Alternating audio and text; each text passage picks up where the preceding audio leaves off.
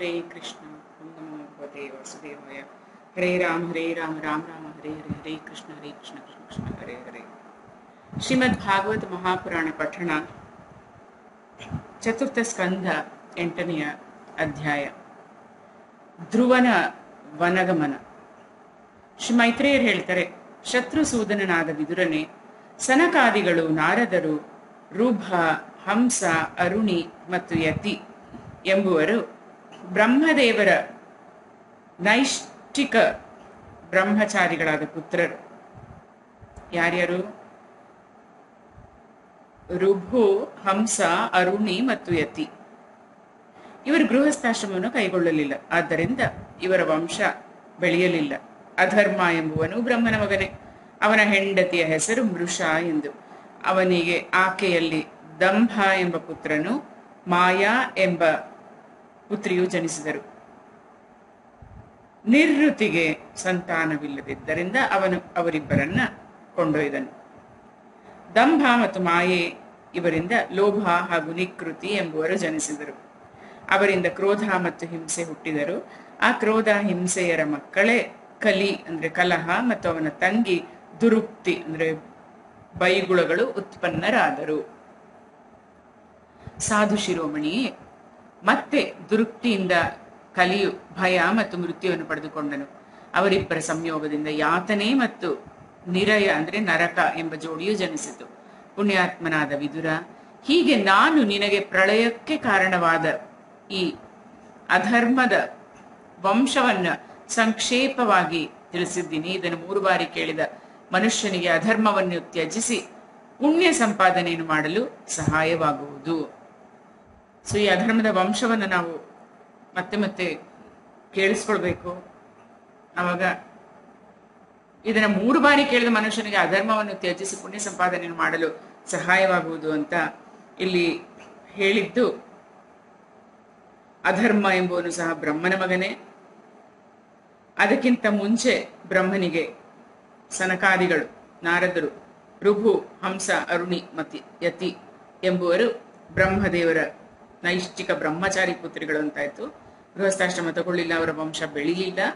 ಅಧರ್ಮ ಎಂಬುವನು ಸಹ ಬ್ರಹ್ಮನ ಮಗನೇ. ಅವನ ಹೆಂಡತಿ ಮೃಷ, ಅವಳಿಗೆ ದಂಭ ಎಂಬ ಪುತ್ರನು, ಮಾಯಾ ಎಂಬ ಪುತ್ರಿಯು ಜನಿಸಿದರು.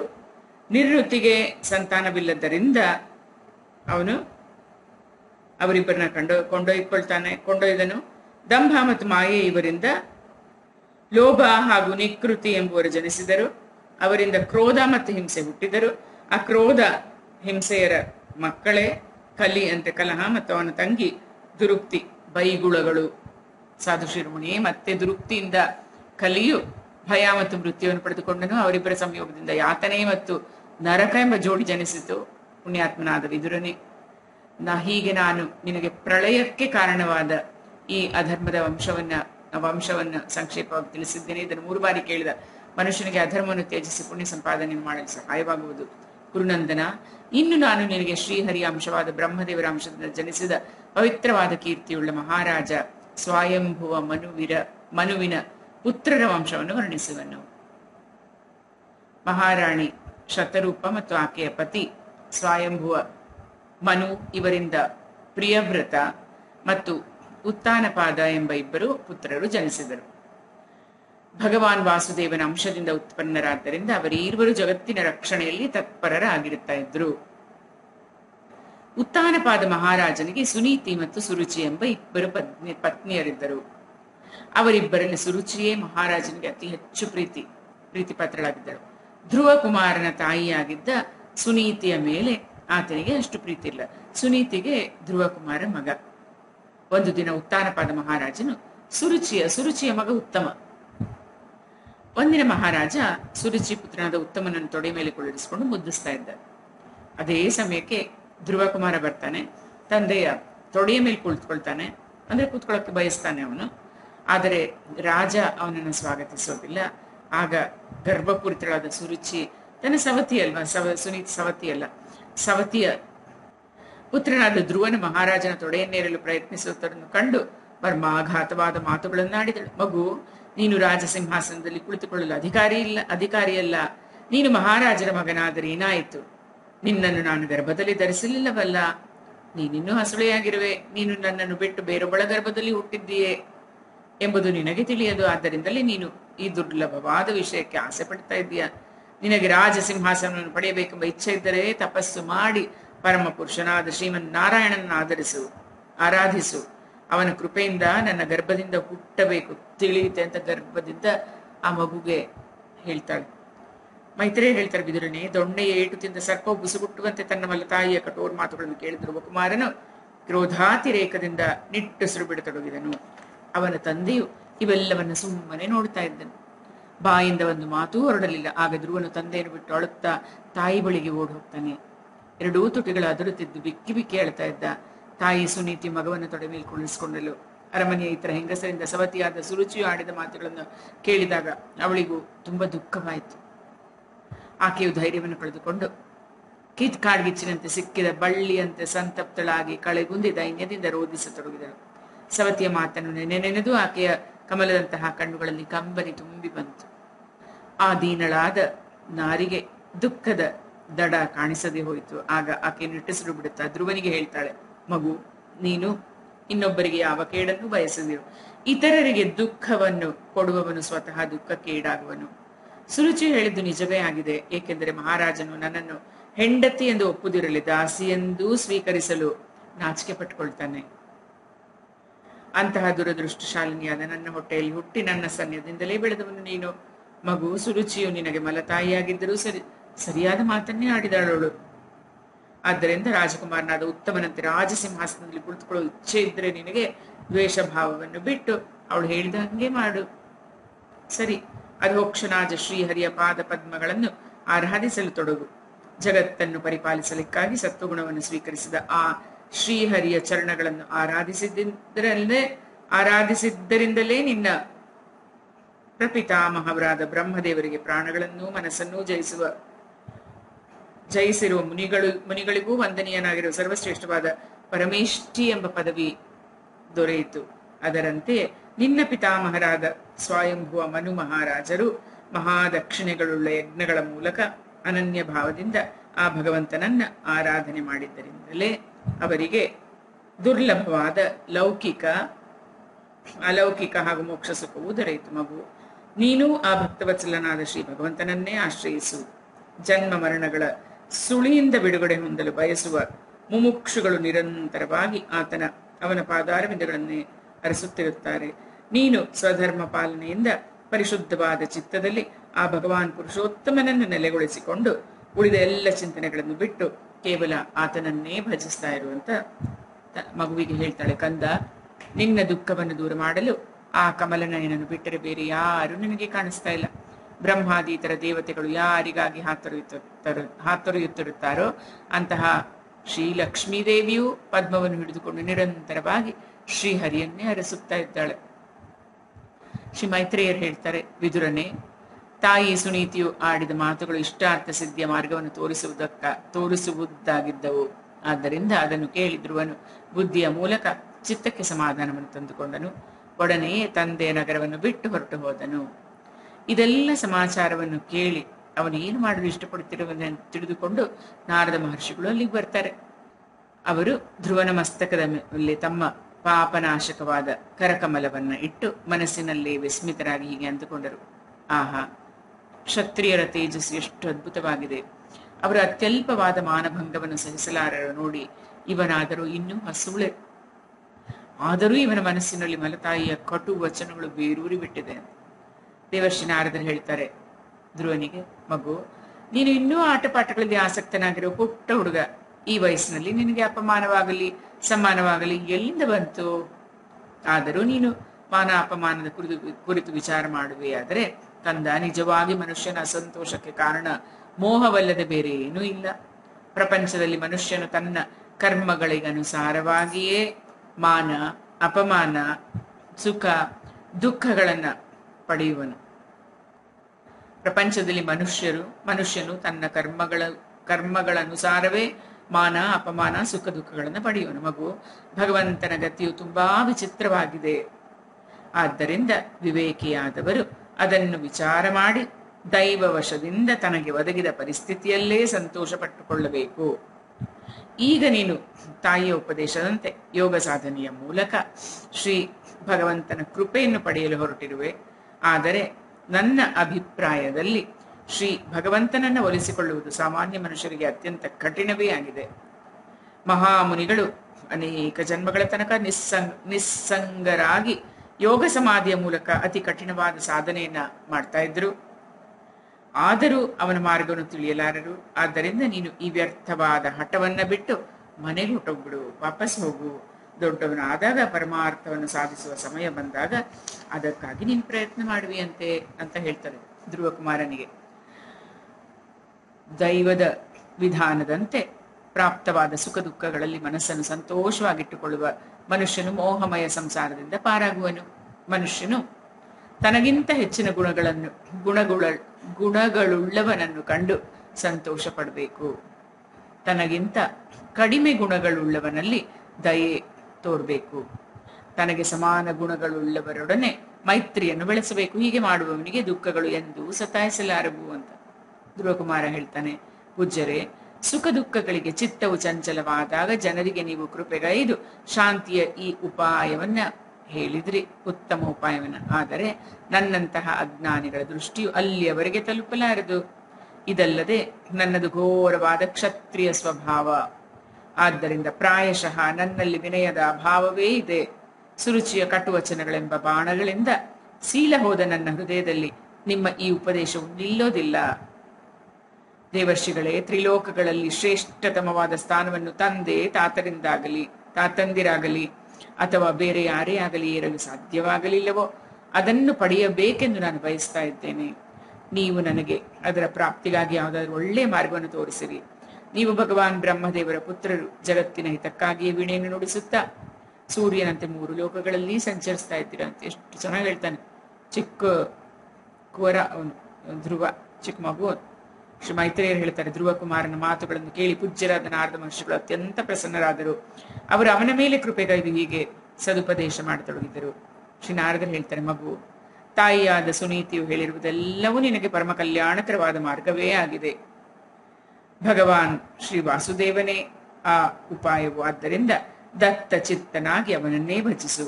ಧರ್ಮ, ಅರ್ಥ, ಕಾಮ, ಮೋಕ್ಷಗಳೆಂಬ ಪುರುಷಾರ್ಥಗಳ ಅಭಿಲಾಷೆಯುಳ್ಳ ಮನುಷ್ಯನಿಗೆ ಅವುಗಳ ಪ್ರಾಪ್ತಿಯ ಏಕಮಾತ್ರ ಉಪಾಯವು ಶ್ರೀಹರಿಯ ಚರಣ ಸೇವೆಯೇ ಆಗಿದೆ. ಮಗು, ನಿನಗೆ ಮಂಗಳವಾಗಲಿ. ಈಗ ನೀನು ಯಮುನಾ ನದಿಯ ದಡದಲ್ಲಿರುವ ಪರಮ ಪವಿತ್ರವಾದ ಮಧುವನಕ್ಕೆ ಹೋಗು. ಅಲ್ಲಿ ಶ್ರೀಹರಿಯ ನಿತ್ಯ ಸಾನ್ನಿಧ್ಯವಿದೆ.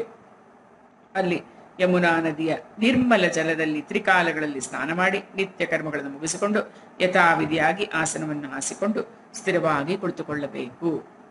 ಮತ್ತೆ ರೇಚಕ, ಪೂರಕ, ಕುಂಭಕವೆಂಬ 3 ವಿಧದ ಪ್ರಾಣಾಯಾಮದಿಂದ ಮೆಲ್ಲನೆ ಪ್ರಾಣ ಮನಗಳ ಇಂದ್ರಿಯಗಳನ್ನು ದೋಷಗಳನ್ನು ದೂರಗೊಳಿಸಿ ಧೈರ್ಯದಿಂದ ಕೂಡಿದ ಮನಸ್ಸಿನಿಂದ ಪರಮಗುರು ಭಗವಂತನನ್ನ ಹೀಗೆ ಧ್ಯಾನಿಸಬೇಕು ಅಂತ. ಭಗವಂತನನ್ನ ಧ್ಯಾನಿಸೋ ಬಗ್ಗೆ ನೋಡಿ ತಿಳ್ಕೊಳ್ಳೋಣ.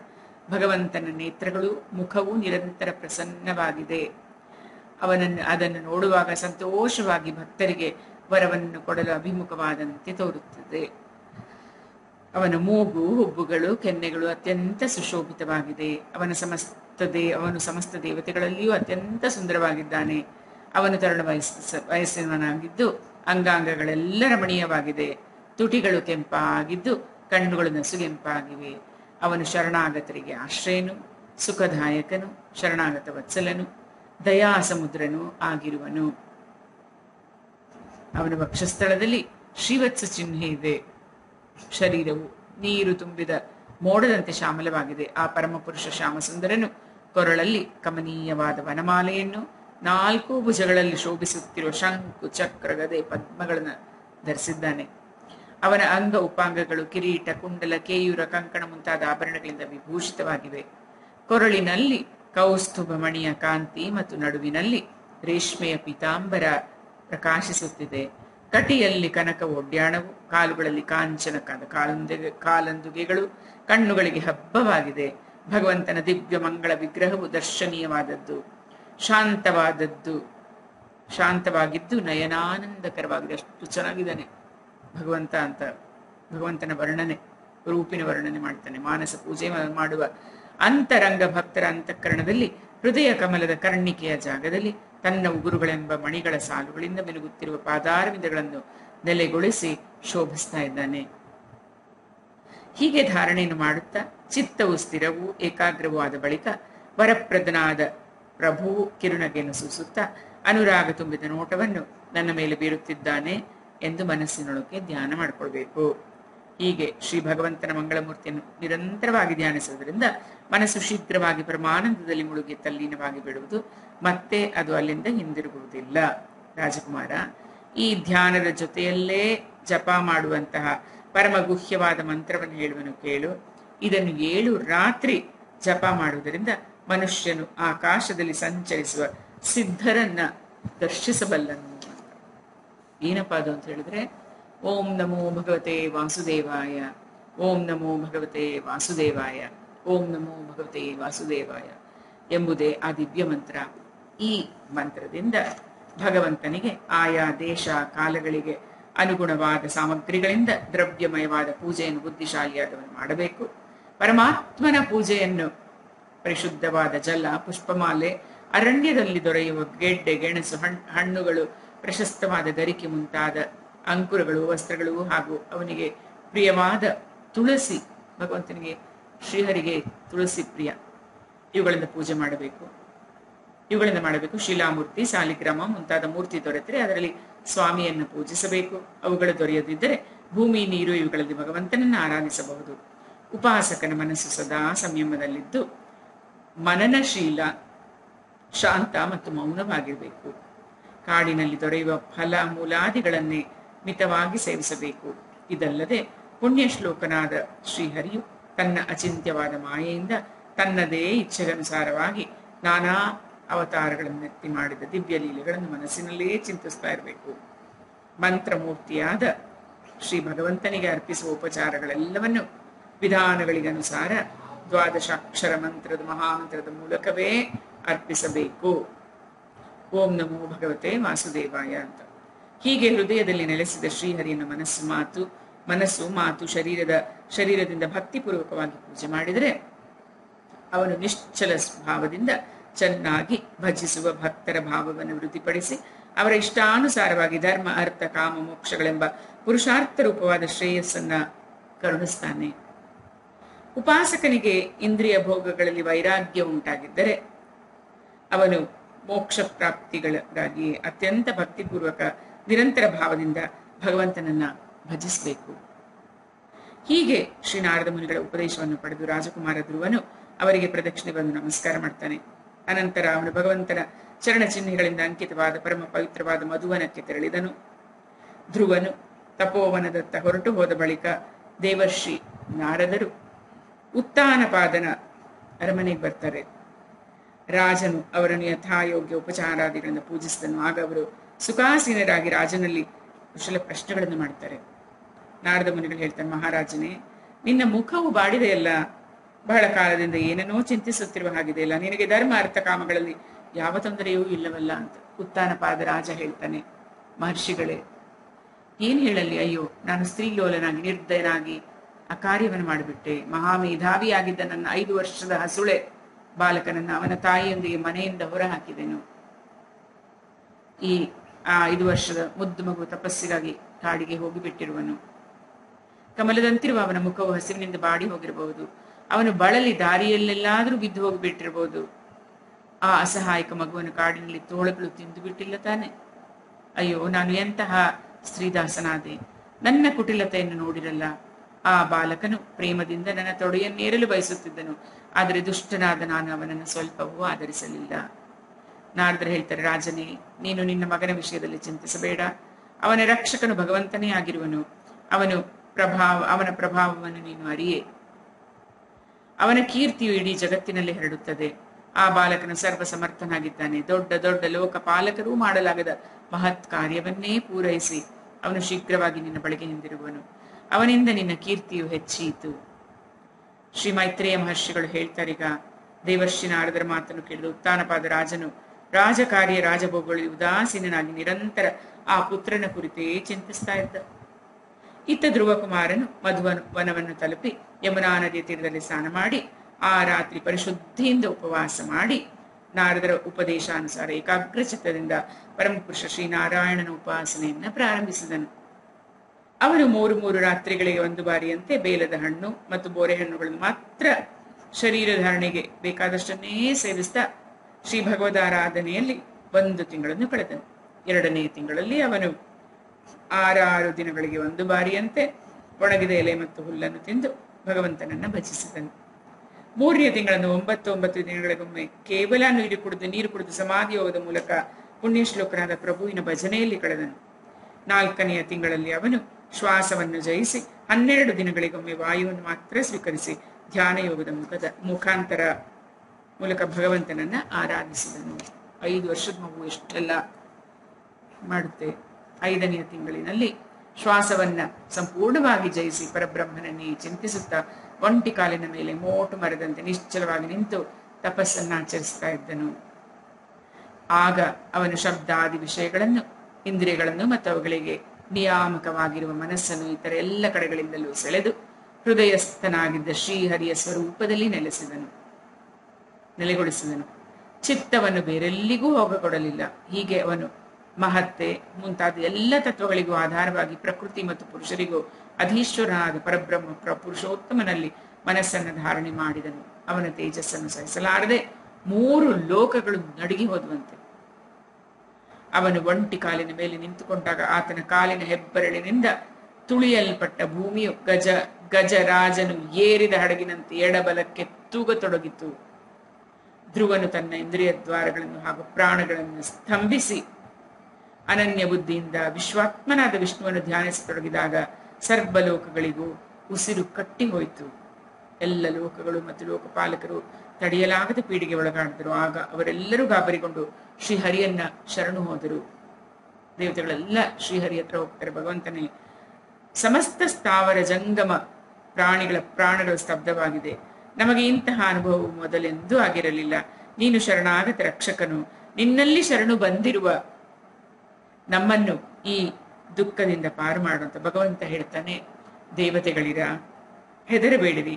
ಉತ್ತಾನಪಾದನ ಪುತ್ರನಾದ ಧ್ರುವ ಕುಮಾರನು ತನ್ನ ಚಿತ್ತವನ್ನು ವಿಶ್ವಾತ್ಮನಾದ ನನ್ನಲ್ಲಿ ಲೀನಗೊಳಿಸಿರುವನು. ಆದ್ದರಿಂದ ಅವನ ನನ್ನಲ್ಲಿ ಅಭೇದ ಧ್ಯಾನ ಧಾರಣೆಯಿಂದ ಚಿತ್ತವನ್ನು ಒಂದಾಗಿಸಿರುವನು. ಅವನು ಪ್ರಾಣ ಸ್ತಂಭನ ಮಾಡಿರುವುದರಿಂದ ನಿಮ್ಮೆಲ್ಲರ ಪ್ರಾಣಗಳು ಸ್ತಬ್ಧಗೊಂಡಿವೆ. ನಾನು ಆ ಬಾಲಕನು ತಪಸ್ಸನ್ನು ನಿಲ್ಲಿಸುವಂತೆ ಮಾಡುವೆನು. ನೀವು ನಿಮ್ಮ ಲೋಕಗಳಿಗೆ ತೆರಳಿರಿ ಅಂತ ಭಗವಂತ ಹೇಳ್ತಾನೆ ಎಂಬಲ್ಲಿಗೆ 8ನೇ ಅಧ್ಯಾಯ ಮುಗಿಯಿತು. ಇತಿ ಶ್ರೀಮದ್ ಭಾಗವತೆ ಮಹಾಪುರಾಣೆ ಪಾರಮಹಂಸ್ಯಾಂ ಸಂಹಿತಾಯಾಂ ಚತುರ್ಥ ಸ್ಕಂದೆ ಧ್ರುವಚರಿತ ಅಷ್ಟಮೋಧ್ಯಾಯ. ಶ್ರೀಕೃಷ್ಣಾರ್ಪಣಮಸ್ತು. ಓಂ ನಮೋ ಭಗವತೆ ವಾಸುದೇವಾಯ. ಓಂ ನಮೋ ಭಗವತೆ ವಾಸುದೇವಾಯ. ಓಂ ನಮೋ ಭಗವತೆ ವಾಸುದೇವಾಯ. ಸಮರ್ಥ ಸದ್ಗುರು ಸಾಯಿನಾಥ್ ಮಹಾರಾಜ್ ಕಿ ಜೈ. ಸಮರ್ಥ ಸದ್ಗುರು ಸಾಯಿನಾಥ್ ಮಹಾರಾಜ್ ಕಿ ಜೈ. ಸಮರ್ಥ ಸದ್ಗುರು ಸಾಯಿನಾಥ್ ಮಹಾರಾಜ್ ಕಿ ಜೈ. ಓಂ ನಮೋ ಭಗವತೆ ವಾಸುದೇವಾಯ. ಹರೇ ಕೃಷ್ಣ ಹರೇ ರಾಮ ರಾಮ ರಾಮ ಹರೇ ಹರೇ. ಹರೇ ಕೃಷ್ಣ ಕೃಷ್ಣ ಕೃಷ್ಣ ಹರೇ ಹರೇ. ಓಂ ಸಾಯಿರಾಮ್. ಶ್ರೀಮದ್ ಭಾಗವತ ಮಹಾಪುರಾಣ ಪಠಣ ಚತುರ್ಥ ಸ್ಕಂದದಲ್ಲಿ 9ನೇ ಅಧ್ಯಾಯ. ಧ್ರುವ ಕುಮಾರ ತಪಸ್ಸು ಮಾಡ್ತಾ ಇರೋದನ್ನ ತಿಳ್ಕೊಂಡು ಧ್ರುವನು ವರವನ್ನು ಪಡೆದು ಹಿಂದಿರುಗಿದನು. ಶ್ರೀ ಮೈತ್ರೇಯರು ಹೇಳ್ತಾರೆ, ಎಲ್ಲ ಈ ವಿದುರನೇ ಶ್ರೀ ಭಗವಂತನ ಆಶ್ವಾಸನೆಯಿಂದ ಅಭಯ ಪ್ರದಾನದಿಂದ ದೇವತೆಗಳು ಭಯವನ್ನು ತೊರೆದು ದೇವದೇವನಿಗೆ ಬಂಧಿಸಿ ಸ್ವರ್ಗಲೋಕಕ್ಕೆ ಹೊರಟು ಹೋದರು. ಅನಂತರ ವಿರಾಟ್ ಸ್ವರೂಪಿ ಭಗವಂತನು ಗರುಡನನ್ನೇರಿ ತನ್ನ ಭಕ್ತನನ್ನು ನೋಡಲು ಮಧುವನಕ್ಕೆ ದಯಮಾಡಿಸಿದನು. ಆಗ ಯೋಗಾಭ್ಯಾಸದಿಂದ ಏಕಾಗ್ರವಾಗಿದ್ದ ಬುದ್ಧಿಯಿಂದ ಮಿಂಚಿನಂತೆ ಹೊಳೆಯುತ್ತಿದ್ದ ಯಾವ ಭಗವನ್ ಮೂರ್ತಿಯನ್ನು ಧ್ರುವನು ಹೃದಯ ಕಮಲದಲ್ಲಿ ಧ್ಯಾನಿಸುತ್ತಿದ್ದನೋ ಆ ಮೂರ್ತಿಯು ಇದ್ದಕ್ಕಿದ್ದಂತೆ ಕಣ್ಮರೆಯಾಯಿತು. ಇದೇನು ಹೀಗಾಯ್ತಲ್ಲ ಎಂದು ಅವನು ಕಣ್ಣು ತೆಗಿತಾನೆ. ನೋಡಿದ್ರೆ ಆತನಿಗೆ ಅದೇ ಭಗವದ್ ರೂಪವೇ ಕಣ್ಣುಗಳ ಮುಂದೆ ನಿಂತಿರುವುದು ಆತನಿಗೆ ಗೋಚರಿಸಿತು. ಪ್ರಭುವಿನ ದರ್ಶನ ಪಡೆದು ಬಾಲಕ ಧ್ರುವನಿಗೆ ಅತೀವ ಸಂತಸವಾಯಿತು, ಸಂಭ್ರಮವಾಯಿತು. ಅವನು ಪ್ರೇಮದಲ್ಲಿ ಮೈಮರೆತನು. ಸ್ವಾಮಿಗೆ ದೀರ್ಘದಂಡ ಪ್ರಣಾಮ ಮಾಡಿದನು. ಮತ್ತೆ ಆ ಸುಂದರ ಮೂರ್ತಿಯನ್ನು ಕಣ್ಣುಗಳಿಂದ ಕುಡಿದು ಬಿಡುವನೋ, ಬಾಯಿಂದ ಮುತ್ತಿಕ್ಕುತ್ತಿರುವನೋ, ಭುಜಗಳಿಂದ ಆಲಿಂಗಿಸುತ್ತಿರುವನೋ ಎಂಬಂತೆ ಪ್ರೇಮಪೂರ್ಣವಾದ ದೃಷ್ಟಿಯಿಂದ ಎವೈಕ್ಕದೆ ನೋಡತೊಡಗಿದನು. ಅವನು ಕೈ ಜೋಡಿಸಿಕೊಂಡು ಸ್ವಾಮಿಯ ಎದುರಿಗೆ ನಿಂತಿದ್ದನು. ಅವನನ್ನು ಸ್ತುತಿಸಬೇಕೆಂದು ಬಯಸುತ್ತಿದ್ದನು. ಆದರೆ ಹೇಗೆ ಸ್ತುತಿಸಬೇಕು ಅಂತ ತಿಳಿಯದಾದನು. ಸರ್ವಾಂತರ್ಯಾಮಿ ಶ್ರೀಹರಿಯು ಅವನ ಮನಸ್ಸಿನ ಬಯಕೆಯನ್ನು ತಿಳಿದುಕೊಂಡು ಕೃಪೆಯಿಂದ ತನ್ನ ವೇದಮಯ ಶಂಖವನ್ನ ಅವನ ಗಲ್ಲಕ್ಕೆ ಮುಟ್ಟಿಸಿದನು. ಧ್ರುವನು ಭವಿಷ್ಯದಲ್ಲಿ ಅವಿಚಲ ಪದವನ್ನು ಪಡೆಯುವವನಿದ್ದನು. ಈಗ ಭಗವಂತನ ಪಾಂಚಜನ್ಯ ಶಂಖದ ಸ್ಪರ್ಶವಾಗುತ್ತಲೇ ಆತನಿಗೆ ವೇದಮಯ ದಿವ್ಯವಾಣಿಯು ಪ್ರಾಪ್ತವಾಯಿತು. ಜೀವಬ್ರಹ್ಮರ ಸ್ವರೂಪದ ನಿಶ್ಚಯ ಜ್ಞಾನವೂ ಉಂಟಾಯಿತು. ಅವನ ಅತ್ಯಂತ ಭಕ್ತಿಭಾವದಿಂದೊಡಗೂಡಿ ಧೈರ್ಯದಿಂದ ವಿಶ್ವವಿಖ್ಯಾತ ಕೀರ್ತಿಯುಳ್ಳ ಶ್ರೀಹರಿಯನ್ನ ಸ್ತುತಿಸತೊಡಗಿದನು. ಧ್ರುವ ಹೇಳ್ತಾನೆ, ಸ್ವಾಮಿಯೇ, ನೀನು ಸರ್ವಶಕ್ತಿ ಸಂಪನ್ನನಾಗಿರುವೆ. ನೀನೇ ನನ್ನೊಳಗೆ ಪ್ರವೇಶಿಸಿ ನನ್ನ ಸುಪ್ತವಾದ ವಾಣಿಯನ್ನು ನಿನ್ನ ತೇಜಸ್ಸಿನಿಂದ ಉಜ್ಜೀವನಗೊಳಿಸುತ್ತೀಯೇ. ಹಾಗೆಯೇ ಕೈಕಾಲು, ಕಿವಿ, ಚರ್ಮ ಮುಂತಾದ ಇತರ ಇಂದ್ರಿಯಗಳಿಗೂ ಪ್ರಾಣಗಳಿಗೂ ಚೈತನ್ಯವನ್ನು ಕೊಡುತ್ತಿರುವೆ. ಇಂತಹ ಅಂತರ್ಯಾಮಿ ಭಗವಂತನಾದ ನಿನಗೆ ನಮೋ ನಮಃ. ಭಗವಂತನೇ, ನೀನು ಒಬ್ಬನೇ ಆಗಿದ್ದರೂ ಅನಂತ ಗುಣಮಯಿ. ನಿನ್ನ ಮಾಯಾಶಕ್ತಿಯಿಂದ ಈ ಮಹತ್ತೇ ಮುಂತಾದ ಸಮಸ್ತ ಪ್ರಪಂಚವನ್ನು ರಚಿಸಿ ಅಂತರ್ಯಾಮಿಯಾಗಿ ಅದರಲ್ಲಿ ಒಳಹೊಕ್ಕಿರುವೆ. ಬಗೆ ಬಗೆಯ ಕಟ್ಟಿಗೆಗಳಲ್ಲಿ ಪ್ರಕಟಗೊಳ್ಳುವ ಅಗ್ನಿಯು ತನ್ನ ಉಪಾಧಿಗಳಿಗನುಸಾರವಾಗಿ ಭಿನ್ನ ಭಿನ್ನ ರೂಪವಾಗಿ ಕಾಣುವಂತೆ ನೀನು ಇಂದ್ರಿಯಾದಿ ಅಸದ್ಗುಣಗಳಲ್ಲಿ ಅವುಗಳ ಅಧಿಷ್ಠಾತೃ ದೇವತೆಗಳ ರೂಪದಲ್ಲಿದ್ದು ಅನೇಕ ರೂಪವಾಗಿ ಕಾಣಿಸಿಕೊಳ್ಳುತ್ತಿರುವೆ. ಒಡೆಯ, ಬ್ರಹ್ಮದೇವರು ಕೂಡ ನಿನ್ನಲ್ಲಿ ಶರಣಾಗಿ ಸೃಷ್ಟಿಯ ಪ್ರಾರಂಭದಲ್ಲಿ ನೀನೇ ದಯಪಾಲಿಸಿದ ಜ್ಞಾನದ ಪ್ರಭಾವದಿಂದಲೇ ಈ ಜಗತ್ತನ್ನ ನಿದ್ರೆಯಿಂದ ಎಚ್ಚೆತ್ತ ಪುರುಷನಂತೆ ಕಂಡರು. ದೀನಬಂಧುವೆ, ಮುಕ್ತ ಪುರುಷರು ಕೂಡ ನಿನ್ನ ಚರಣಕಮಲಗಳನ್ನು ಆಶ್ರಯಿಸುತ್ತಾರೆ. ಅಂತಹ ಪಾದಕಮಲಗಳನ್ನು ಕೃತಜ್ಞನಾದವರು ಯಾರೂ ತಾನೇ ಮರೆಯಬಲ್ಲರು. ಶವಕ್ಕೆ ಸಮವಾದ ಈ ಶರೀರಗಳ ಮೂಲಕ ಅನುಭವಿಸಲ್ಪಡುವ ಇಂದ್ರಿಯಗಳ ಮತ್ತು ಅವುಗಳ ವಿಷಯಗಳ ಸಂಸರ್ಗದಿಂದ ಉಂಟಾಗುವ ಸುಖವು ಮನುಷ್ಯರಿಗೆ ನರಕದಲ್ಲಿಯೂ ದೊರೆಯಬಲ್ಲದು. ಇಂತಹ ವಿಷಯ ಸುಖಗಳಿಗಾಗಿ ಹಾತೊರೆಯುವವರು ಹುಟ್ಟು ಸಾವುಗಳ ಕಟ್ಟಿನಿಂದ ಬಿಡುಗಡೆಗೊಳಿಸುವ ಕಲ್ಪತರುವಿನಂತಿರುವ ನಿನ್ನ ಉಪಾಸನೆಯನ್ನು, ನಿನ್ನ ಪ್ರಾಪ್ತಿಯನ್ನು ಬಿಟ್ಟು ಇತರ ಉದ್ದೇಶಗಳಿಗಾಗಿ ಮಾಡುವಂತಹವರ ಬುದ್ಧಿಯು ನಿಜವಾಗಿ ನಿನ್ನ ಮಾಯೆಯಿಂದ ಮೋಸ ಹೋಗಿದೆ ಎಂದೇ ತಿಳಿಯಬೇಕು. ಸ್ವಾಮಿಯೇ, ನಿನ್ನ ಚರಣಕಮಲಗಳ ಧ್ಯಾನದಿಂದ ಮತ್ತು ನಿನ್ನ ಭಕ್ತರ ಪವಿತ್ರ ಚರಿತ್ರೆಗಳನ್ನು ಕೇಳುವುದರಿಂದ ಪ್ರಾಣಿಗಳಿಗೆ ದೊರೆಯುವ ಆನಂದವು ನಿಜಾನಂದ ಸ್ವರೂಪವಾದ ಬ್ರಹ್ಮನಲ್ಲಿಯೂ ಸಿಕ್ಕುವುದಿಲ್ಲ. ಹೀಗಿರುವಾಗ ಕಾಲದ ಕತ್ತಿಯಂತೆ ಕತ್ತರಿಸಲ್ಪಡುವ ಸ್ವರ್ಗದ ವಿಮಾನಗಳಿಂದ ಕೆಳಗೆ ಬೀಳುವಂತಹ ಜನರಿಗೆ ಆ ಸುಖ ಹೇಗೆ ದೊರೆಯುತ್ತೆ? ಓ ಅನಂತನೇ, ನಿನ್ನಲ್ಲಿ ಅವಿಚ್ಛಿನ್ನವಾದ ಭಕ್ತಿ ಭಾವವುಳ್ಳ ಶುದ್ಧ ಹೃದಯರಾದ ಮಹಾಭಕ್ತರ ಸಂಘವನ್ನ ನನಗೆ ಕರುಣಿಸು. ಅವರ ಸಂಘದಲ್ಲಿದ್ದು ನಾನು ನಿನ್ನ ಲೀಲಾ ಗುಣಗಳ ಕಥಾಮೃತವನ್ನು ಕುಡಿದು ಮತ್ತನಾಗಿ ದುಃಖಪೂರ್ಣವಾದ ಭಯಂಕರ ಸಂಸಾರ ಸಾಗರವನ್ನ ದಾಟಿ ಬಿಡ್ತೀನಿ ಅಂತ. ಓ ಪದ್ಮನಾಭ ಪ್ರಭುವೆ, ನಿನ್ನ ಚರಣ ಕಮಲಗಳ ಸುಗಂಧದಲ್ಲೇ ರಮಿಸುವ ಚಿತ್ತವುಳ್ಳ ಮಹಾನುಭಾವರ ಸಂಘ ಮಾಡುವವರಿಗೆ ತಮ್ಮ ಈ ಅತ್ಯಂತ ಪ್ರಿಯ ಶರೀರ ಮತ್ತು ಇದರ ಸಂಬಂಧಿ ಪುತ್ರ, ಮಿತ್ರ, ಗೃಹ, ಪತ್ನಿ ಮುಂತಾದವರ ನೆನಪು ಕೂಡ ಇರೋದಿಲ್ಲ. ಜನ್ಮರಹಿತನಾದ ಜಗತ್ಪತಿಯೇ, ಪಶು, ಪಕ್ಷಿ, ವೃಕ್ಷ, ಪರ್ವತ, ಸರೀಸೃಪ, ದೇವತೆಗಳು, ದೈತ್ಯರು, ಮನುಷ್ಯರು ಮುಂತಾದವುಗಳಿಂದ ತುಂಬಿದ ಈ ಸದಾತ್ಮಕವಾದ ಸ್ಥೂಲ ವಿಶ್ವವನ್ನು ಮಾತ್ರ ನಾನು ತಿಳಿದಿರುವೆನು. ಇದರಿಂದ ಹೊರತಾದ ಮಾತು ಮನಸ್ಸು ತಲುಪಲಾರದ ನಿನ್ನ ಪರಮ ಸ್ವರೂಪವನ್ನು ತಿಳಿಯಲಾರೆನು. ಕಲ್ಪಾಂತ್ಯದಲ್ಲಿ ಪರಮಪುರುಷನಾದ ನೀನು ಯೋಗನಿದ್ರೆಯಲ್ಲಿದ್ದು ಇಡೀ ವಿಶ್ವವನ್ನು ಉದರದಲ್ಲಿ ಅಡಗಿಸಿಕೊಂಡು ಆದಿಶೇಷನ ಮಡಿಲಲ್ಲಿ ಮಲಗುತ್ತೀಯೇ. ಆಗ ನಿನ್ನ ನಾಭಿ ಸಮುದ್ರದಿಂದ ಪ್ರಕಟವಾದ ಸರ್ವಲೋಕಮಯ ಸುವರ್ಣ ಕಮಲದಿಂದ ಪರಮ ತೇಜೋಮಯ ಬ್ರಹ್ಮದೇವರು ಉತ್ಪನ್ನರಾದರು. ಇಂತಹ ಮಹಾಮಹಿಮನಾದ ನಿನಗೆ ವಂದಿಸುತ್ತೇನೆ. ಪ್ರಭೋ, ನೀನು ನಿನ್ನ ಅಖಂಡ ಚಿನ್ಮಯಿ ದೃಷ್ಟಿಯಿಂದ ಬುದ್ಧಿಯ ಎಲ್ಲ ಅವಸ್ಥೆಗಳ ಸಾಕ್ಷಿಯಾಗಿರುವೆ. ಹಾಗೆಯೇ ನಿತ್ಯ ಮುಕ್ತನು, ಶುದ್ಧ ಸತ್ವಮಯನು, ಸರ್ವಜ್ಞನು, ಪರಮಾತ್ಮ ಸ್ವರೂಪನು, ನಿರ್ವಿಕಾರನು, ಆದಿಪುರುಷನು, ಷಡೈಶ್ವರ್ಯ ಸಂಪನ್ನನು, ನಿರ್ವಿಕಾರನು, ಆದಿಪುರುಷನು, ಷಡೈಶ್ವರ್ಯ ಸಂಪನ್ನನು, ಮೂರು ಗುಣಗಳ ಅಧೀಶ್ವರನು ಆಗಿರುವೆ. ನೀನು ಜೀವನಿಂದ ಸರ್ವತಾ ಭಿನ್ನವಾಗಿರುವೆ. ಪ್ರಪಂಚದ ಸ್ಥಿತಿಗಾಗಿ ಯಜ್ಞಾಧಿಷ್ಠಿತನಾದ ವಿಷ್ಣು ರೂಪದಿಂದ ವಿರಾಜಿಸುತ್ತೀಯೇ. ನಿನ್ನಿಂದಲೇ ವಿದ್ಯೆ ಅವಿದ್ಯೆ ಮುಂತಾದ ವಿರುದ್ಧ ಗತಿಯುಳ್ಳ ಅನೇಕ ಶಕ್ತಿಗಳು ಧಾರಾವಾಹಿಯಾಗಿ ನಿರಂತರ ಪ್ರಕಟಗೊಳ್ಳುತ್ತಾ ಇರುತ್ತವೆ. ನೀನೇ ಜಗತ್ತಿನ ಕಾರಣನೂ ಅಖಂಡನೂ ಅನಾದಿಯೂ ಅನಂತನೂ ಆನಂದಮಯೂ ನಿರ್ವಿಕಾರನು ಆನಂದಮಯನೂ ಬ್ರಹ್ಮಸ್ವರೂಪನೂ ಆಗಿರುವಂತಹ ನಿನಗೆ ನಾನು ಶರಣಾಗಿದ್ದೇನೆ. ಓ ಸರ್ವ ಪುರುಷಾರ್ಥ ಪ್ರದನೆ, ನಿನ್ನನ್ನು ಪರಮ ಪುರುಷಾರ್ಥ ಮೂರ್ತಿ ಪರಮಾನಂದ ಮೂರ್ತಿ ಎಂದು ತಿಳಿದು ನಿಷ್ಕಾಮ ಭಾವದಿಂದ ನಿರಂತರವಾಗಿ ಭಜಿಸುವವರಿಗೆ ರಾಜ್ಯವೇ ಮುಂತಾದ ಭೋಗಗಳಿಗಿಂತ ನಿನ್ನ ಚರಣಕಮಲಗಳನ್ನು ಹೊಂದುವುದೇ ಭಜನೆಯ ನಿಜವಾದ ಫಲವಾಗಿರುತ್ತದೆ. ಹಾಗಿದ್ದರೂ ಆಕಳು ಆಗ ತಾನೇ ಹುಟ್ಟಿದ ಕರುವಿಗೆ ಹಾಲು ಕುಡಿಸಿ ರಕ್ಷಿಸುವಂತೆ ನೀನು ಭಕ್ತರ ರಕ್ಷಣೆಯಲ್ಲಿ ಸದಾ ಕಾತರನಾಗಿದ್ದು ದೀನರಾಗಿರುವ ನಮ್ಮಂತಹ ಸಕಾಮ ಭಕ್ತರ ಇಷ್ಟಾರ್ಥಗಳನ್ನು ಈಡೇರಿಸಿ ಅವರನ್ನು ಸಂಸಾರ ಭಯದಿಂದ ಸಂರಕ್ಷಿಸ್ತಾ ಇದ್ದೀಯ. ಶ್ರೀ ಮೈತ್ರೇಯರು ಹೇಳ್ತಾರೆ, ವಿದುರನೇ, ಶುಭ ಸಂಕಲ್ಪವುಳ್ಳ ಧೀಮಂತನಾದ ಧ್ರುವನು ಹೀಗೆ ಸ್ತುತಿಸಿದಾಗ ಭಕ್ತವತ್ಸಲನಾದ ಭಗವಂತನು ಅವನನ್ನು ಪ್ರಶಂಸಿಸುತ್ತಾ ಹೀಗೆಂದನು. ಶ್ರೀ ಭಗವಂತನು ಹೇಳ್ತಾನೆ, ಸುವ್ರತನಾದ ರಾಜಕುಮಾರನೇ, ನಿನ್ನ ಹೃದಯದ ಸಂಕಲ್ಪವನ್ನು ನಾನು ಅರಿತಿರುವೆನು. ಆ ಪದವನ್ನು ಪಡೆಯುವುದು ಬಹು ಕಠಿಣವಾಗಿದ್ದರೂ ನಾನು ನಿನಗೆ ಅದನ್ನು ಕೊಡುವೆನು. ನಿನಗೆ ಮಂಗಳವಾಗಲಿ. ಸುವ್ರತನಾದ ರಾಜಕುಮಾರನೇ, ನಿನ್ನ ಹೃದಯದ ಸಂಕಲ್ಪವನ್ನು ತಿಳಿದಿದ್ದೀನಿ. ಆ ಪದವನ್ನು ಪಡೆಯುವುದು ಬಹಳ ಕಠಿಣವಾಗಿದ್ರು ನಾನು ನೀನು ಕೊಡ್ತೀನಿ ಅಂತ ಭಗವಂತ ಹೇಳ್ಬಿಡ್ತಾನೆ.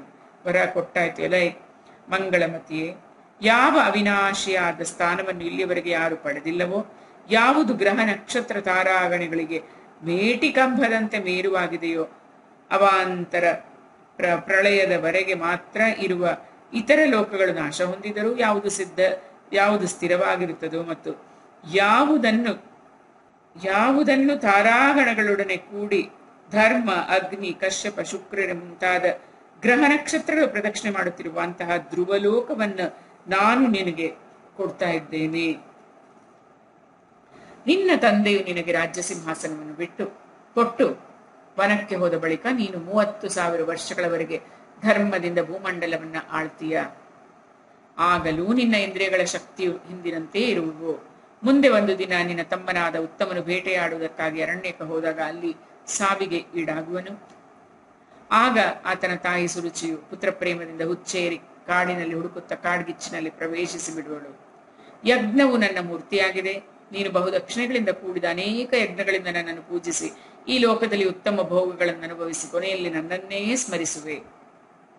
ಇದರಿಂದ ನೀನು ಕೊನೆಯಲ್ಲಿ ಸಮಸ್ತ ಲೋಕಗಳಿಗೂ ವಂದನೀಯವಾದ ಸಪ್ತರ್ಷಿಗಳಿಗಿಂತಲೂ ಮೇಲಿರುವ ನನ್ನ ನಿಜ ಧಾಮಕ್ಕೆ ಹೋಗುವೆ. ಅಲ್ಲಿಗೆ ತಲುಪಿದ ಬಳಿಕ ಮತ್ತೆ ಪ್ರಪಂಚಕ್ಕೆ ಮರಳಿ ಬರಬೇಕಾಗುವುದಿಲ್ಲ. ಮೈತ್ರೇಯರು ಹೇಳ್ತಾರೆ, ಹೀಗೆ ಬಾಲಕ ಧ್ರುವನಿಂದ ಪೂಜಿತನಾಗಿ ಆತನಿಗೆ ತನ್ನ ಪದವನ್ನು ಅನುಗ್ರಹಿಸಿ ಆತನು ನೋಡುತ್ತಿರುವಂತೆ ಗರುಡಧ್ವಜನು ತನ್ನ ಲೋಕಕ್ಕೆ ಹೊರಟು ಹೋದನು. ನಾರಾಯಣನ ಪಾದ ಸೇವೆಯಿಂದ ಧ್ರುವನಿಗೆ ಸಂಕಲ್ಪಿಸಿದ್ದ ಇಷ್ಟವೇನೋ ಈಡೇರಿತು. ಆದರೆ ಅವನ ಚಿತ್ತಕ್ಕೆ ವಿಶೇಷವಾದ ಸಂತೋಷ ಸಿಗ್ಲಿಲ್ಲ ಅವನಿಗೆ. ಹಾಗೆಯೇ ಆತನು ತನ್ನ ನಗರಿಗೆ ಹಿಂದಿರುಗಿದನು. ವಿದುರ ಕೇಳ್ತಾನೆ, ಋಷಿಶ್ರೇಷ್ಠರೇ, ಮಾಯಾಪತಿ ಶ್ರೀಹರಿಯ ಪರಮಪಾದವಾದರೂ ಅತ್ಯಂತ ದುರ್ಲಭವಾಗಿದೆ ಮತ್ತು ಅದು ಅವನ ಚರಣಕಮಲಗಳ ಉಪಾಸನೆಯಿಂದಲೇ ದೊರೆಯುವುದು. ಅಂತಹ ದುರ್ಲಭವಾದ ಪದವನ್ನು ಒಂದೇ ಜನ್ಮದಲ್ಲಿ ಗಳಿಸಿದ್ದರೂ ವಿವೇಕಿಯಾದ ಧ್ರುವಕುಮಾರನು ತನ್ನನ್ನು ಏತಕ್ಕೆ ಕೃತಕೃತ್ಯನಾಗಿ ಭಾವಿಸಲಿಲ್ಲ? ಯಾಕೆ ಅವನಿಗೆ ಸಂತೋಷ ಇಲ್ಲ? ಯಾಕೆ ಹೀಗಾಯ್ತು? ಮೈತ್ರೇಯರು ಹೇಳ್ತಾರೆ, ವಿದುರನೇ, ಧ್ರುವನ ಹೃದಯವು ಮಲತಾಯಿಯ ವಾಗ್ಬಾಣಗಳಿಂದ ಗಾಯಗೊಂಡಿತ್ತು. ಭಗವಂತನು ವರ ಕೊಡಲು ಬಂದಿದ್ದನು. ಆಗ ಅವನಿಗೆ ಆ ವಾಗ್ದಾನಗಳು ನೆನಪಾಗಿ ಮುಕ್ತಿಯನ್ನು ಕೊಡುವಂತಹ ಶ್ರೀಹರಿಯಲ್ಲಿ ಮುಕ್ತಿಯನ್ನು ಕೇಳಲಿಲ್ಲ. ಈಗ ಭಗವದ್ ದರ್ಶನದಿಂದ ಆ ಮನೋಮಾಲಿನ್ಯವು ದೂರವಾದಾಗ ಅವನಿಗೆ ತನ್ನ ತಪ್ಪಿನ ಅರಿವಾಗಿ ಪ್ರಾಯಶ್ಚಿತ್ತ ಉಂಟಾಯಿತು. ಏನ್ ಬೇಕು ಅಂತ ಕೇಳೋದೇ ಮರೆತು ಹೋಯ್ತು ಭಗವಂತ ಬಂದಾಗ. ಧ್ರುವನ ಮನಸ್ಸಿನಲ್ಲಿ ಹೀಗಂತುಕೊಂಡನು, ಸನಕಾದಿ ಊರ್ಧ್ವರೇತನ ನೈಷ್ಠಿಕ ಬ್ರಹ್ಮಚಾರಿಯಾದ ಸಿದ್ಧರೂ ಕೂಡ ಯಾವುದನ್ನು ಸಮಾಧಿಯ ಮೂಲಕ ಅನೇಕ ಜನ್ಮಗಳ ಬಳಿಕ ಪಡೆಯುವರೋ ಆ ಭಗವತ್ ಚರಣಗಳ ನೆರಳನ್ನು ನಾನು 6 ತಿಂಗಳಲ್ಲಿ ಪಡೆದನು. ಆದರೆ ಆಗಲೂ ಚಿತ್ತದಲ್ಲಿ ಬೇರೆ ವಾಸನೆ ಇದ್ದುದರಿಂದ ನಾನು ಆ ಪಾದಗಳಿಂದ ದೂರವಾದಿನಲ್ಲ ಕಟ. ಹಿಂಗಾಗೋಯ್ತು ಅಂತ ಅನ್ಕೊಳಕ್ ಪಾಪ ಹುಡುಗ. ಅಯ್ಯೋ, ನಾನು ಎಂತಹ ಮೂರ್ಖತನದ ಕೆಲಸ ಮಾಡಿದೆನಲ್ಲ. ಮಂದ ಭಾಗ್ಯನಾದ ನನ್ನ ಅವಿವೇಕವನ್ನ ನೋಡಿರಿ. ಭವಪಾಶವನ್ನು ಕತ್ತರಿಸುವಂತಹ ಪ್ರಭುವಿನ ಪಾದಪದ್ಮಗಳನ್ನು ತಲುಪಿದರು ಅವನಿಂದ ನಾಶವುಳ್ಳ ವಸ್ತುವನ್ನೇ ಬೇಡ್ಕೊಂಡ್ಬಿಟ್ನಲ್ಲ. ಪುಣ್ಯವು ಕ್ಷಯಿಸಿದ ನಂತರ ತಾವು ಪತನವಾಗುವುದರಿಂದ ನಾನು ಪರಮಶ್ರೇಯಸ್ಸಿನ ಮುಕ್ತಿಯನ್ನು ಪಡೆಯುವುದನ್ನು ಸಹಿಸದೆ ದೇವತೆಗಳು ನನ್ನ ಮನಸ್ಸನ್ನು ಕೆಡಿಸಿಬಿಟ್ರು. ಆದ್ದರಿಂದಲೇ ದುಷ್ಟನಾದ ನಾನು ನಾರದರ ಯಥಾರ್ಥವಾದ ಮಾತನ್ನು ಕೇಳದೆ ಹೋದೆ. ಕನಸಿನಲ್ಲಿ ತನ್ನನ್ನು ಬಿಟ್ಟು ಬೇರೆ ಯಾರೂ ಇಲ್ಲದಿದ್ದರೂ ಮನುಷ್ಯನು ತಾನೇ ಕಲ್ಪಿಸಿಕೊಂಡ ಹುಲಿ, ಹಾವು ಮುಂತಾದವುಗಳಿಗೆ ಹೆದರುವಂತೆ ಜಗತ್ತಿನಲ್ಲಿ ವಾಸುದೇವನನ್ನು ಬಿಟ್ಟು ಬೇರೆ ಯಾರೂ ಇಲ್ಲದಿದ್ದರೂ ಭಗವಂತನ ಮಾಯೆಗೆ ಮರುಳಾಗಿ ನಾನು ಒಡ ಹುಟ್ಟಿದವನನ್ನೇ ವೈರಿ ಎಂದು ಭಾವಿಸಿ ದ್ವೇಷರೂಪವಾದ ಮನೋರೋಗದಿಂದ ಸಂತಪ್ತನಾದೆನಲ್ಲ. ಆಯುಸ್ಸು ತೀರಿದವನ ಚಿಕಿತ್ಸೆಯು ವ್ಯರ್ಥವಾಗುವಂತೆ ಯಾರನ್ನು ಪ್ರಸನ್ನಗೊಳಿಸುವುದು ಅತ್ಯಂತ ಕಠಿಣವೋ ಅಂತಹ ವಿಶ್ವಾತ್ಮನಾದ ವಿಷ್ಣುವನ್ನು ತಪಸ್ಸಿನಿಂದ ಮೆಚ್ಚಿಸಿದ ನಾನು ಅವನಿಂದ ಕೇಳಿಕೊಂಡುದು ವ್ಯರ್ಥವಾಗೋಯ್ತಲ್ಲ. ಅಯ್ಯೋ, ನಾನು ಎಂತಹ ಭಾಗ್ಯಹೀನನು! ಸಂಸಾರ ಬಂಧನವನ್ನು ಬಿಡಿಸುವ ಪ್ರಭುವಿನಿಂದ ನಾನು ಪುನಃ ಸಂಸಾರವನ್ನೇ ಕೇಳಿದನಲ್ಲ. ಸಾರ್ವಭೌಮನು ಪ್ರಸನ್ನನಾಗಿರುವಾಗ ಬುದ್ಧಿಹೀನನಾದವನು ಒಂದು ಮುಷ್ಟಿ ಅಕ್ಕಿಯನ್ನು ಬೇಡುವಂತೆ ದುರದೃಷ್ಟಶಾಲಿಯಾದ ನಾನು ಬುದ್ಧಿಹೀನನಾಗಿ ಸ್ವರಾಜ್ಯವನ್ನು ಕೊಡುವ ಅಂದ್ರೆ ಮೋಕ್ಷವನ್ನು ಕೊಡುವ ಸ್ವಾಮಿ ಶ್ರೀಹರಿಯಿಂದ ಅಭಿಮಾನವನ್ನು ಬೆಳೆಸುವ ಪದವಿಯನ್ನು ಕೇಳ್ಕೊಂಡಲ್ಲ ಅಂತ ಪುಟ್ಟ ಹುಡುಗನಿಗೆ ತುಂಬಾ ಬೇಜಾರಾಗಿದೆ. ಅದಕ್ಕೆ ಸಂತೋಷನೇ ಆಗೋದಿಲ್ಲ ಅವನಿಗೆ. ಶ್ರೀ ಮೈತ್ರೇಯರು ಹೇಳ್ತಾರೆ, ಭಾಗವತೋತ್ತಮನಾದ ವಿದುರನೇ, ಶ್ರೀ ಮುಕುಂದನ ಪಾದಾರವಿಂದಗಳ ಮಕರಂದವನ್ನು ಪಾನ ಮಾಡುವ ದುಂದುಬಿ ಅಂತಿರುವ ನಿಮ್ಮಂತಹವರು ಪ್ರಭುವಿನ ಪಾದಧೂಳಿಯನ್ನೇ ಸೇವಿಸುವರು. ತಾನಾಗಿಯೇ ಒದಗಿ ಬಂದ ಪರಿಸ್ಥಿತಿಯಲ್ಲಿ ಸಂತುಷ್ಟ ಮನಸ್ಸುಳ್ಳ ಅವರು ಭಗವಂತನಲ್ಲಿ ಅವನ ಸೇವೆಯನ್ನಲ್ಲದೆ ಬೇರೆ ಏನನ್ನೂ ಬೇಡೋದಿಲ್ಲ. ಇತ್ತ ಉತ್ತಾನಪಾದ ರಾಜನು ತನ್ನ ಪುತ್ರನ ಧ್ರುವನು ಮನೆಗೆ ಹಿಂದಿರುಗ್ತಾರ ಸಮಾಚಾರ ಕೇಳಿ ಸತ್ತು ಹೋದವನು ಯಮಲೋಕದಿಂದ ಬಂದನು ಎಂಬ ವಾರ್ತೆಯಂತೆ ಅವನು ನಂಬಲಿಲ್ಲ. ನನ್ನಂತಹ ಭಾಗ್ಯಹೀನನಿಗೆ ಇಂಥ ಭಾಗ್ಯವೇ ಇಲ್ಲಿ ನಾನು ಚಿಂತಿಸಿದನು. ಆದರೆ ದೇವರ್ಷಿ ನಾರದರು ಹೇಳಿದ ಮಾತು ನೆನಪಾಗಿ ಅವನಿಗೆ ಅದರಲ್ಲಿ ನಂಬಿಕೆ ಉಂಟಾಯಿತು ಹಾಗೂ ಪರಮಾನಂದದ ವೇಗದಿಂದ ಪರವಶನಾದನು. ಅವನು ಅತ್ಯಂತ ಪ್ರಸನ್ನನಾಗಿ ಆ ಶುಭ ಸಮಾಚಾರ ತಂದವನಿಗೆ ಒಂದು ಅಮೂಲ್ಯವಾದ ಹಾರವನ್ನು ಕೊಟ್ಟನು. ಪುತ್ರನ ಮುಖವನ್ನು ನೋಡಲು ಉತ್ಸುಕನಾದ ರಾಜನು ಬಹಳ ಮಂದಿ ಬ್ರಾಹ್ಮಣರನ್ನು, ಕುಲವೃದ್ಧರನ್ನು, ಮಂತ್ರಿಗಳನ್ನು, ಪರಿಜನರನ್ನೂ ಜೊತೆಯಲ್ಲಿ ಕರೆದುಕೊಂಡು ಉತ್ತಮವಾದ ಅಶ್ವಗಳಿಂದ ಹೊರಡಲ್ಪಟ್ಟ ಸುವರ್ಣಖಚಿತವಾದ ರಥದಲ್ಲಿ ಕುಳಿತು ಲಘುಬಗೆಯಿಂದ ನಗರದಿಂದ ಹೊರಬಂದನು. ಅವನ ಮುಂದೆ ಶುಭವಾದ ವೇದ ಪಾರಾಯಣದ ಘೋಷ ನಡೀತಾ ಇತ್ತು. ಶಂಖ, ದುಂದುಬಿ, ಕೊಳಲು ಮುಂತಾದ ಮಂಗಳವಾದ್ಯಗಳು ಮೊಳಗುತ್ತಾ ಇದ್ದವು. ಅವನ ರಾಣಿಯರಾದ ಸುನೀತಿ ಮತ್ತು ಸುರುಚಿಯರು ಸುವರ್ಣಾಭರಣಗಳಿಂದ ಅಲಂಕೃತರಾಗಿ ರಾಜಕುಮಾರ ಉತ್ತಮನೊಡನೆ ಪಲ್ಲಕ್ಕಿಯಲ್ಲಿ ಕುಳಿತು ಬರ್ತಾ ಇದ್ರು. ಧ್ರುವ ಕುಮಾರನು ಉಪವನದ ಬಳಿಗೆ ಬರುತ್ತಲೇ ಮಹಾರಾಜನ ರಥದಿಂದ ದಿಗ್ಗನೆ ಕೆಳಗಿಳಿದು ಮಗನ ಮುಖವನ್ನು ನೋಡಲು ಎಷ್ಟೋ ದಿನಗಳನ್ನು ಹಂಬಲಿಸಿದ್ದ ಅವನು ರಭಸದಿಂದ ಮುನ್ನುಗ್ಗಿ ಪ್ರೇಮಾತುರನಾಗಿ ನಿಟ್ಟುಸಿರು ಬಿಡುತ್ತಾ ಪುತ್ರನನ್ನು ಬಾಚಿ ತಪ್ಪಿಕೊಂಡನು. ಈಗ ಬಂದಿದ್ದ ಧ್ರುವನು ಹಿಂದಿನಂತಿರಲಿಲ್ಲ. ಪರಮಾತ್ಮನ ಪವಿತ್ರವಾದ ಪಾದಪದ್ಮಗಳ ಸ್ಪರ್ಶದಿಂದ ಇವನ ಸಮಸ್ತ ಪಾಪ ಬಂಧನವನ್ನು ಕಳೆದುಕೊಂಡ ಪುಣ್ಯಮೂರ್ತಿಯಾಗಿದ್ದನು. ಉತ್ತಾನಪಾದ ರಾಜನ ಬಹುದೊಡ್ಡ ಮನೋರಥವು ಪೂರ್ಣವಾಗಿತ್ತು. ಅವನು ಪದೇ ಪದೇ ಮಗನ ತಲೆಯನ್ನ ನೇವರಿಸುತ್ತಾ ನೆತ್ತಿನ ಮೂಸುತ್ತಾ ತಂಪಾದ ಆನಂದಾಶ್ರುಗಳಿಂದ ಅವನನ್ನು ತೋರಿಸಿಬಿಟ್ಟನು. ಮತ್ತೆ ಸಜ್ಜನ ಶಿರೋಮಣಿಯಾದ ಧ್ರುವನು ತಂದೆಯ ಪಾದಗಳಿಗೆ ನಮಸ್ಕರಿಸಿ ಆತನ ಆಶೀರ್ವಾದಗಳನ್ನು ಪಡೆದು ಕುಶಲ ಪ್ರಶ್ನೆಗಳಿಂದ ಸತ್ಕೃತನಾಗಿ ಇಬ್ಬರೂ ತಾಯಂದಿರ ಚರಣಗಳಿಗೆ ತಲೆಮುಟ್ಟಿ ನಮಸ್ಕಾರ ಮಾಡಿದನು. ಚಿಕ್ಕಮ್ಮಳಾದ ಸುರುಚಿಯು ಕಾಲಿಗೆ ಬಿದ್ದ ಬಾಲಕ ಧ್ರುವನನ್ನು ಮೇಲೆತ್ತಿ ಅಪ್ಪಿಕೊಂಡು ಚಿರಂಜೀವಿಯಾಗು ಎಂಬ ಕಂಬನಿ ತುಂಬಿದ ಗದ್ಗದವಾದ ವಾಣಿಯಿಂದ ಆಶೀರ್ವದಿಸಿದಳು. ನೀರು ತಾನಾಗಿಯೇ ಹಳ್ಳದ ಕಡೆ ಹರಿಯುವಂತೆ ಮೈತ್ರಿ, ಕರುಣೆ ಮುಂತಾದ ಗುಣಗಳಿಂದ ಪರಮಾತ್ಮನ ಪ್ರಸನ್ನತೆಗೆ ಪಾತ್ರನಾದವನ ಮುಂದೆ ಎಲ್ಲ ಜೀವಿಗಳು ತಲೆಬಾಗುತ್ತವೆ. ಇತ್ತ ಕಡೆ ಉತ್ತಮ ಮತ್ತು ಧ್ರುವನು ಪ್ರೇಮದಿಂದ ವಿಫಲರಾಗಿ ಒಬ್ಬರನ್ನೊಬ್ಬರು ಆಲಿಂಗಿಸಿಕೊಂಡರು. ಪರಸ್ಪರ ಅಂಗಸ್ಪರ್ಶದಿಂದ ಆನಂದ ಪುಳಕಿತರಾದವರಿಬ್ಬರ ಕಣ್ಣುಗಳಿಂದಲೂ ಕಂಬನಿಯ ಧಾರೆ ಹರಿಯತೊಡಗಿತು. ತಾಯಿ ಸುನೀತಿಯು ಪ್ರಾಣಕ್ಕಿಂತಲೂ ಪ್ರಿಯನಾದ ಪುತ್ರನನ್ನು ಆಲಿಂಗಿಸಿಕೊಂಡು ತನ್ನ ಎಲ್ಲ ಸಂತಾಪಗಳನ್ನು ಮರೆತು ಬಿಟ್ಟಳು. ಅವನ ಸುಕುಮಾರವಾದ ಅಂಗಗಳ ಸ್ಪರ್ಶದಿಂದ ಆಕೆಯು ಮೇರೆ ಮೀರಿದ ಆನಂದದಲ್ಲಿ ಮುಳುಗಿದಳು. ವೀರನಾದ ವಿದುರನೇ, ಆ ವೀರಮಾತೆಯಾದ ಸುನೀತಿಯ ಸ್ತನಗಳು ಕಂಗಳಿಂದ ಹರಿಯುತ್ತಿದ್ದ ಮಂಗಳಮಯ ಅಷ್ಟುದಾರಗಳಿಂದ ನೆನೆದು ಅವುಗಳಿಂದ ಮತ್ತೆ ಮತ್ತೆ ಹಾಲು ಸುರಿಯತೊಡಗಿತು. ಆಗ ಪುರಜನರು ಸುನೀತಿಯನ್ನು ಕುರಿತು, ಮಹಾರಾಣಿಯವರೇ, ಬಹುದಿನಗಳಿಂದ ಕಳೆದು ಹೋಗಿದ ನಿಮ್ಮ ಕಣ್ಮಣಿ ಕಂದಮ್ಮ ಹಿಂದಿರುಗಿ ಬಂದನು. ಎಂತಹ ಮಹಾಭಾಗ್ಯ ಇದು! ಇವನು ನಮ್ಮೆಲ್ಲರ ದುಃಖವನ್ನು ದೂರ ಮಾಡುವನು, ಬಹಳ ಕಾಲ ಭೂಮಂಡಲವನ್ನು ರಕ್ಷಿಸುವನು. ನೀವು ನಿಜವಾಗಿಯೂ ಶರಣಾಗತರ ಭಯವನ್ನು ಭಂಜಿಸುವ ಶ್ರೀಹರಿಯನ್ನು ಚೆನ್ನಾಗಿ ಆರಾಧಿಸಿದ್ದೀರಿ. ಅವನನ್ನು ನಿರಂತರವಾಗಿ ಧ್ಯಾನಿಸುವ ಧೀರ ಪುರುಷರು ಪರಮ ದುರ್ಜಯವಾದ ಮೃತ್ಯುವನ್ನೂ ಗೆದ್ದು ಬಿಡುತ್ತಾರೆ ಎಂದು ಹೇಳಿ ಅಭಿನಂದಿಸಿದರು.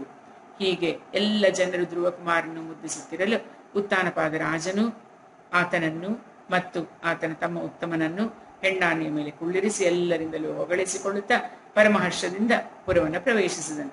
ಧ್ರುವನನ್ನು ಸ್ವಾಗತಿಸಲು ಜನರು ನಗರದ ಎಲ್ಲೆಡೆ ಮಕರ ಆಕಾರದ ಸುಂದರವಾದ ದ್ವಾರ ತೋರಣಗಳನ್ನು ರಚಿಸಿದ್ದರು. ಹೂವು ಹಣ್ಣುಗಳ ಗೊಂಚಲು ಗೊನೆಗಳಿಂದ ಕೂಡಿದ ಬಾಳೆಯ ಕಂಬಗಳಿಂದಲೂ ಎಳೆಯ ಅಡಿಕೆಯ ಸಸಿಗಳಿಂದಲೂ ಸಿಂಗರಿಸಿದ್ದರು. ಪ್ರತಿಯೊಂದು ಬಾಗಿಲುಗಳಲ್ಲಿಯೂ ಜಲ ಕಲಶಗಳನ್ನಿಟ್ಟು ದೀಪಗಳನ್ನು ಬೆಳಗಿಸಿದ್ದರು. ಮಾವಿನ ಚಿಗುರುಗಳನ್ನು, ವಸ್ತ್ರಗಳನ್ನು, ಹೂಮಾಲೆಗಳನ್ನು, ಮುತ್ತಿನ ಹಾರಗಳನ್ನು ಕಟ್ಟಿ ಅಲಂಕರಿಸಿದ್ದರು. ನಗರದ ಪ್ರಾಕಾರಗಳು, ಹೆಬ್ಬಾಗಿಲುಗಳು, ಭವ್ಯ ಭವನಗಳು ಚಿನ್ನದ ಕೆತ್ತನೆಗಳಿಂದ ಎಲ್ಲೆಡೆಯೂ ಅಲಂಕಾರವಾಗಿದ್ದವು. ಅವುಗಳ ಗೋಪುರಗಳು ವಿಮಾನಗಳ ಶಿಖರಗಳಂತೆ ಹೊಳೆಯುತ್ತಿದ್ದವು. ನಗರದ ರಸ್ತೆಗಳನ್ನು, ವೃತ್ತಗಳನ್ನು, ಜಗಲುಗಳನ್ನು ಗುಡಿಸಿ ಸಾರಿಸಿ ಅವುಗಳ ಮೇಲೆ ಗಂಧೋದಕವನ್ನು ಚಿಮುಕಿಸಲಾಗಿತ್ತು. ಅರಳು, ಅಕ್ಷತೆಗಳು, ಅಕ್ಕಿ, ಹೂವು, ಹಣ್ಣುಗಳೇ ಮೊದಲಾದ ಮಂಗಳೋಪಹಾರಗಳು ಅಳವಡಿಸಲ್ಪಟ್ಟಿದ್ದವು. ಧ್ರುವನು ರಾಜಮಾರ್ಗದಲ್ಲಿ ಮೆರವಣಿಗೆ ಹೋಗುತ್ತಿರುವಾಗ ಅಲ್ಲಲ್ಲಿ ನಗರದ ಸುಂದರ ಸುಮಂಗಲಿಯರು ಅವನ ದರ್ಶನ ಪಡೆಯಲು ನೆರೆದಿದ್ದರು. ಅವರು ವಾತ್ಸಲ್ಯದಿಂದ ಶುಭಾಶೀರ್ವಾದಗಳನ್ನು ಮಾಡುತ್ತಾ ಆತನ ಮೇಲೆ ಬಿಳಿ ಸಾಸುವೆ, ಅಕ್ಷತೆ, ಮೊಸರು, ತೀರ್ಥೋದಕ, ಗರಿಕೆ, ಹೂವು, ಹಣ್ಣುಗಳ ಮಳೆಗರೀತಾ ಇದ್ರು. ಅವರು ಹಾಡುತ್ತಿದ್ದ ಇಂಪಾದ ಗೀತೆಗಳನ್ನು ಕೇಳುತ್ತಾ ಧ್ರುವನು ತನ್ನ ತಂದೆಯ ಅರಮನೆಯನ್ನ ಪ್ರವೇಶಿಸ್ತಾನೆ. ಆ ಭವ್ಯ ಭವನವು ಬಹುಮೂಲ್ಯವಾದ ವಿವಿಧ ರತ್ನಗಳಿಂದ ಖಚಿತವಾಗಿ ಕಂಗೊಳಿಸ್ತಾ ಇತ್ತು. ಅಲ್ಲಿ ತಂದೆಯ ವಾತ್ಸಲ್ಯದ ಸುಖವನ್ನು ಅನುಭವಿಸುತ್ತಾ ಧ್ರುವನು ಸ್ವರ್ಗದಲ್ಲಿ ದೇವತೆಗಳು ವಾಸಿಸುವಂತೆ ಪರಮ ಆನಂದದಿಂದ ಇರುತ್ತಾ ಇದ್ದನು. ಅಲ್ಲಿ ಹಾಲಿನ ನೊರೆಯಂತೆ ಬೆಳ್ಳಗಿದ್ದ ಮೃದುವಾದ ತಲ್ಪಗಳು, ಆನೆಯ ದಂತದ ಮಂಚಗಳು, ಚಿನ್ನದ ಕುಸುರಿಕೆ ಕೆಲಸದಿಂದ ಕೂಡಿದ ಪರದೆಗಳು, ಬಹುಮೂಲ್ಯವಾದ ಪೀಠಗಳು, ಹೇರಳವಾದ ಚಿನ್ನದ ಸಲಕರಣೆಗಳು ಎಲ್ಲ ಇದ್ವು. ಸ್ಫಟಿಕದಿಂದಲೂ ಮರಕತ ಮಣಿಗಳಿಂದಲೂ ರಚಿತವಾಗಿದ್ದ ಗೋಡೆಗಳಲ್ಲಿ ಕೆತ್ತಿದ ರತ್ನ ಖಚಿತ ಹೆಣ್ಣು ಬೊಂಬೆಗಳ ಕೈಯಲ್ಲಿ 100 ಮಣಿದೀಪಗಳು ಬೆಳಗ್ತಾ ಇದ್ದವು. ಅರಮನೆಯ ಸುತ್ತಲೂ ನಾನಾ ಜಾತಿಯ ದಿವ್ಯ ವೃಕ್ಷಗಳಿಂದ ಕೂಡಿದ ಸುಂದರ ಉದ್ಯಾನವನಗಳಿದ್ದವು. ಅದರಲ್ಲಿ ಗಂಡು ಮತ್ತು ಹೆಣ್ಣು ಹಕ್ಕಿಗಳ ಕಲರವದಿಂದ ಹಾಗೂ ದುಂಬಿಗಳ ಜೇಂಕಾರಗಳಿಂದ ಕಿವಿಗಳು ತಣಿತಾ ಇದ್ವು. ಆ ಹೂದೋಟಗಳಲ್ಲಿ ವೈಢೂರ್ಯ ಮಣಿಗಳ ಸೋಪಾನಗಳಿಂದ ರಚಿತವಾದ ತಿಳಿ ನೀರಿನ ಕೊಳಗಳು ಶೋಭಿಸ್ತಾ ಇದ್ದವು. ಅವುಗಳಲ್ಲಿ ಕೆಂಪು, ನೀಲಿ, ಬಿಳಿಯ ಬಣ್ಣಗಳ ಅರಳಿದ ಕಮಲಗಳಿಂದಲೂ ಆಟವಾಡುತ್ತಿದ್ದ ಹಂಸ, ಕಾರಂಡವ, ಚಕ್ರವಾಕ, ಸಾರಸಗಳೇ ಮುಂತಾದ ಪಕ್ಷಿಗಳಿಂದಲೂ ಕಂಗೊಳಿಸ್ತಾ ಇದ್ದವು. ರಾಜರ್ಷಿಯಾದ ಉತ್ತಾನಪಾದನು ಪುತ್ರನ ಅತ್ಯಂತ ಅದ್ಭುತವಾದ ಪ್ರಭಾವವನ್ನು ದೇವರ್ಷಿ ನಾರದರಿಂದ ಹಿಂದೆ ಕೇಳಿದ್ದನು. ಈಗ ಅದನ್ನು ಪ್ರತ್ಯಕ್ಷವಾಗಿ ನೋಡಿ ಅವನಿಗೆ ತುಂಬಾ ಆಶ್ಚರ್ಯವಾಯಿತು. ಅನಂತರ ಅವನು ಧ್ರುವನು ವಿವಾಹದ ವಯಸ್ಸಿಗೆ ಬಂದಿರುವುದನ್ನು, ಅಮಾತ್ಯ ವರ್ಗವು ಅವನನ್ನು ಆದರ ಬುದ್ಧಿಯಿಂದ ನೋಡುವುದನ್ನು, ಪ್ರಜೆಗಳು ಕೂಡ ಆತನಲ್ಲಿ ಅನುರಕ್ತವಾಗಿರುವುದನ್ನು ಗಮನಿಸಿ ಅವನಿಗೆ ಅಖಿಲ ಭೂಮಂಡಲದ ಅಧಿಪತ್ಯದ ಪಟ್ಟಾಭಿಷೇಕವನ್ನು ಮಾಡಿದನು. ಮತ್ತೆ ತನಗೆ ಮುಪ್ಪು ಬಂದಿರುವುದನ್ನು ತಿಳಿದು ಆತ್ಮೋದ್ಧಾರದ ಗತಿಯನ್ನು ಚಿಂತಿಸುತ್ತಾ ಸಂಸಾರದಲ್ಲಿ ವಿರಕ್ತನಾಗಿ ವನಕ್ಕೆ ಹೊರಟು ಹೋಗ್ತಾನೆ. ಉತ್ತಾನಪಾದ. ಇಲ್ಲಿಗೆ 9ನೆಯ ಅಧ್ಯಾಯವು ಮುಗಿಯಿತು. ಇತಿ ಶ್ರೀಮದ್ ಭಾಗವತೆ ಮಹಾಪುರಾಣೆ ಪಾರಮಹಂಸ್ಯಾಂ ಸಂಹಿತಾಯಾಂ ಚತುರ್ಥ ಸ್ಕಂದೆ ಧ್ರುವರಾಜ್ಯಾಭಿಷೇಕ ವರ್ಣನಂ ನಾಮ 9ಮೋಧ್ಯಾಯಃ. ಶ್ರೀಕೃಷ್ಣಾರ್ಪಣಮಸ್ತು. ಓಂ ನಮೋ ಭಗವತೆ ವಾಸುದೇವಾಯ. ಓಂ ನಮೋ ಭಗವತೆ ವಾಸುದೇವಾಯ. ಓಂ ನಮೋ ಭಗವತೆ ವಾಸುದೇವಾಯ. समर्थ सद्गुरु साईनाथ महाराज की जय. समर्थ सद्गुरु साईनाथ महाराज की जय. समर्थ सद्गुरु साईनाथ महाराज की जय.